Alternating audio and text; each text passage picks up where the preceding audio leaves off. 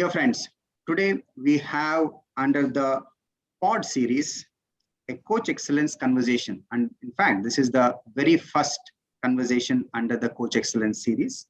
And I have Miss Aruna Sanagavaram all the way from Japan. So that's a very interesting experience for me as well. And Miss Aruna Sanagavaram is on the journey to her PCC accreditation, and she also has recently founded Swadhyay.life. You can check that website to know more about what she's trying to do with this or through this organization. So we have the honor of having her for a short conversation today, and I have a very crisp bunch of 6 questions for her, of which a couple of them have been selected by herself.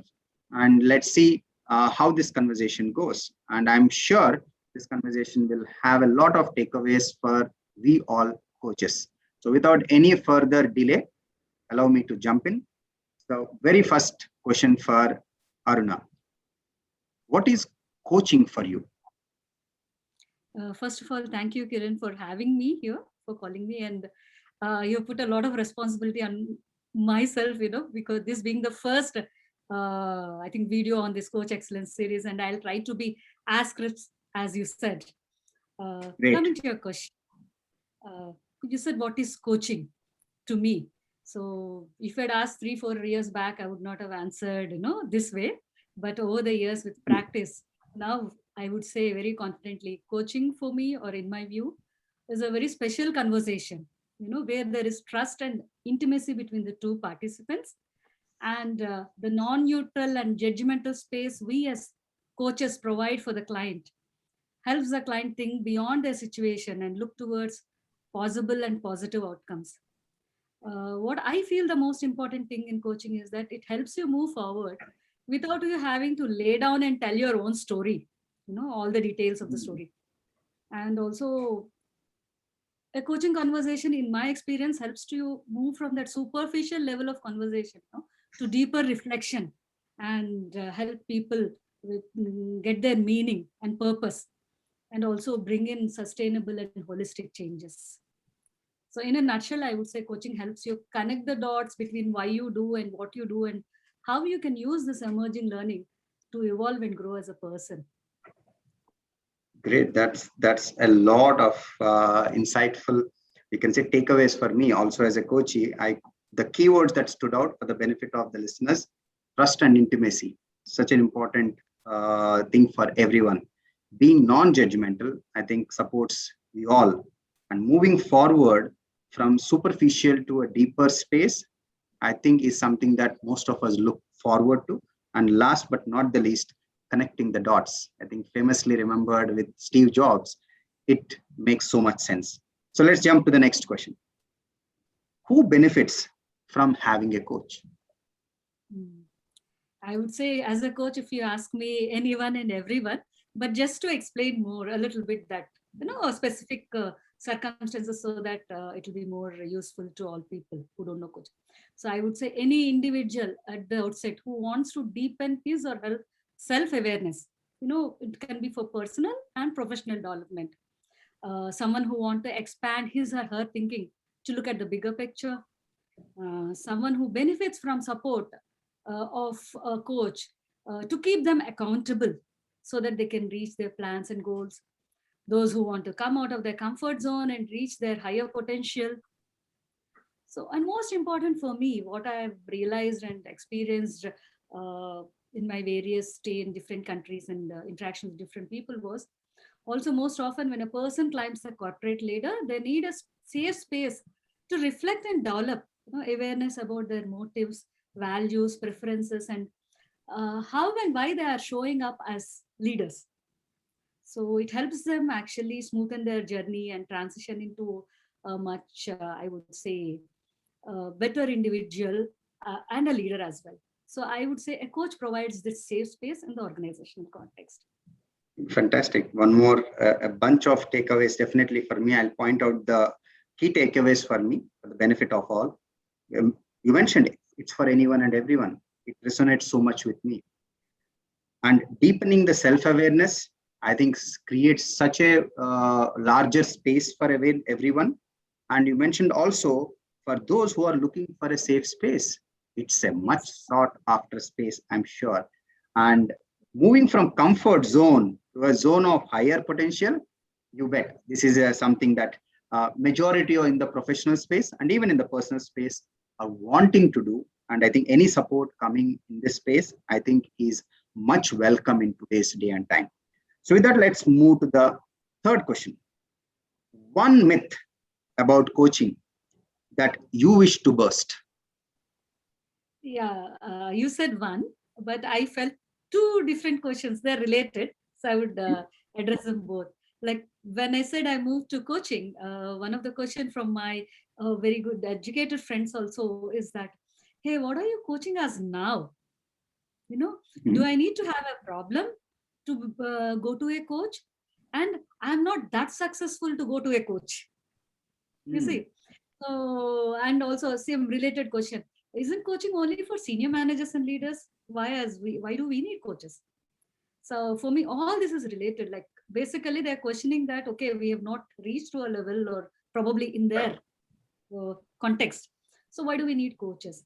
And I would say a coach is not just to help you get that promotion or solve your organizational contextual problem to reach you.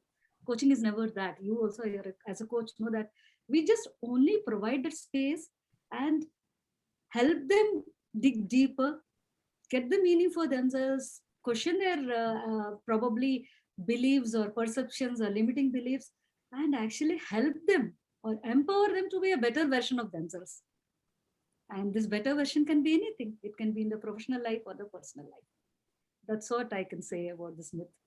Got it.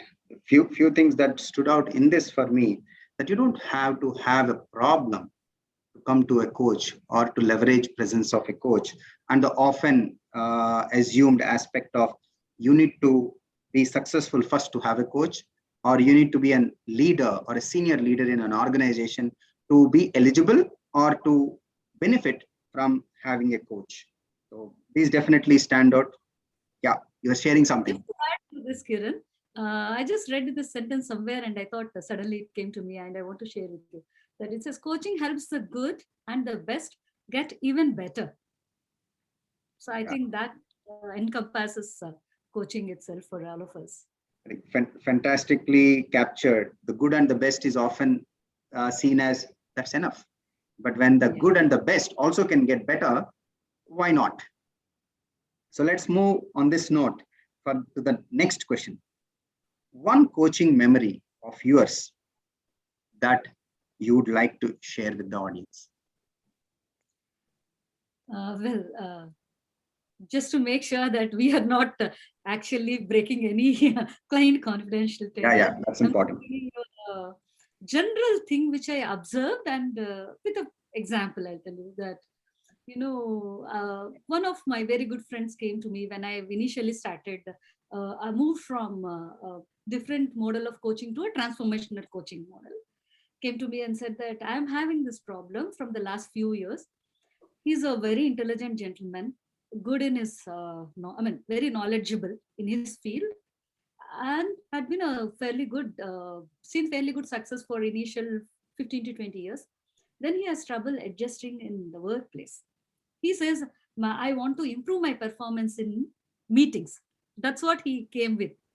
And then when we dig deeper, and finally, surprisingly, after 2-3 weeks, it has come to why he shows up in the meetings or in some other context as he's showing up. And it all boiled down to his need for recognition. From where to where it has come, and it was a wonderful journey for us. And from there, we took it up to a next level. And I have to add that I really am happy with all these addressed. He is now moved to a better place, and he's now actually able to adjust and I would say perform professionally and personally as well. That's fantastic. Great. Because often I hear this self-discovery as something that happens so much and so often with all the coaches. I think because probably because the kind of a space that is provided for them and the kind of a depth that they reach, self-discovery, I think, is but logical and comes as a pleasant surprise. but I think it's a natural process also for the coaches who has the honor and privilege to witness this happen with the coaches very often. So that's Yes. a beautiful example. Yeah, you're sharing something. I just need to add, when we say self-discovery, sometimes it can be quite, like I would say, stressful, or coaches are not ready to move to this zone. As we have earlier discussed also, right? That self-discovery or moving out of your comfort zone. So Yeah. sometimes this discovery can lead to some unpleasant facts as well. But that's all is about, like, when we say coaching, okay, we discovered this, now how to move. It's not about why am I showing up like this. So I would feel that's the beauty of the coaching, self-discovery and using it to move forward. I think at this stage, it definitely resonates as to what one misses by not leveraging coaching as an area that could support them, because we end of the day we all have limited time and a short life. So let's move on with the next question. Would you like to share in brief about your coaching journey so far? Yeah, I would say I had come into coaching by accident, Kiran. I was an academician, and I mean, as an academician and as a admin head of the department, mentored to hundreds of students as well as faculty, new faculty, and all. And we did do a couple of a different model of coaching to our MPhil students and all. But then, what I realized was that when you advise or mentor someone, you're coming from a place of your own experience, and it is not your client's experience. Sometimes it does not resonate, it doesn't help them go deeper, and the Hmm. results are not actually sustainable or long lasting. It's the same, like I used to do a couple of corporate training assignments as well, especially in the leadership development space and emotional intelligence. And we see that initially the first 2 weeks it would be all that enthusiasm, and then slowly that effect wears off, and even studies have shown that.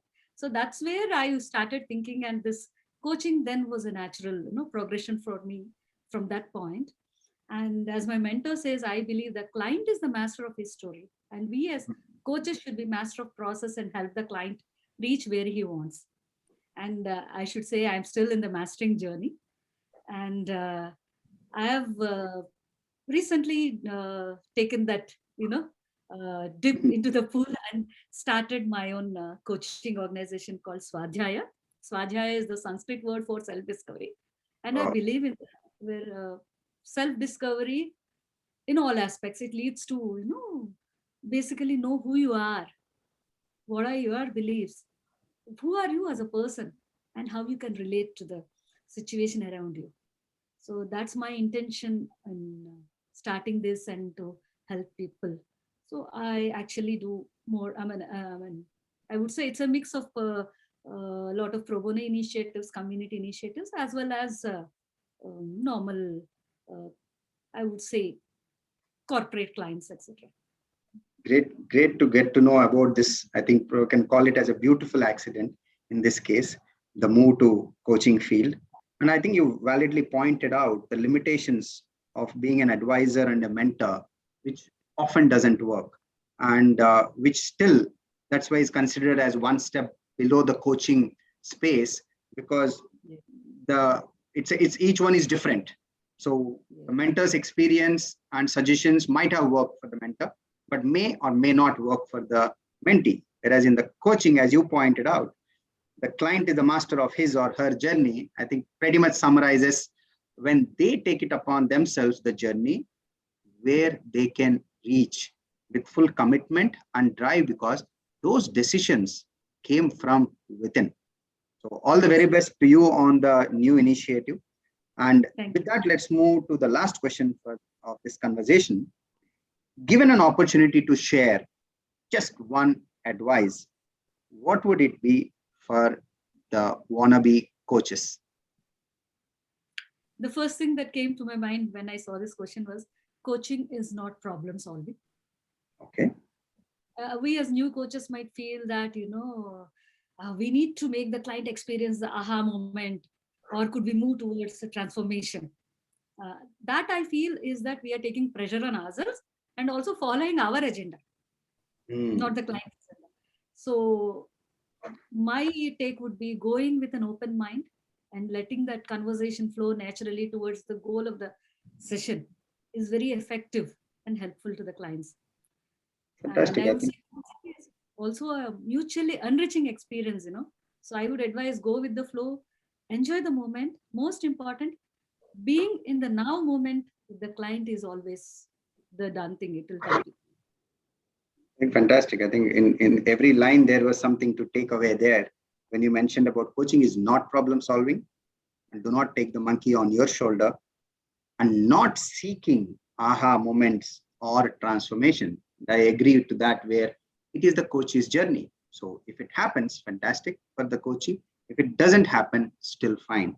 Last, you mentioned also about not having any of our agenda, that is the coach's agenda, and just allowing it to be a mutual enriching experience. So these definitely are pearls of wisdom coming from, I can see it coming from experience.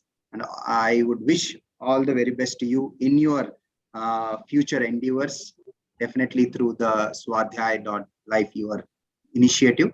And I'm sure many would benefit from your coaching conversations as well as your presence in the coaching space. I wish you all the very best for that, Aruna. We'll keep in touch some other day, maybe some other conversation. We will meet again soon. Thank you very much. Thank you very much for having me here, and good luck with these conversations. Looking forward to more conversations from other coaches too. Same here. Thanks a ton for having this journey begin with a bang, I would say, because for me, the paper is here, that my notes sheet is full of takeaways, even by the middle of the conversation itself. Thank you very much. All the very best. Take care.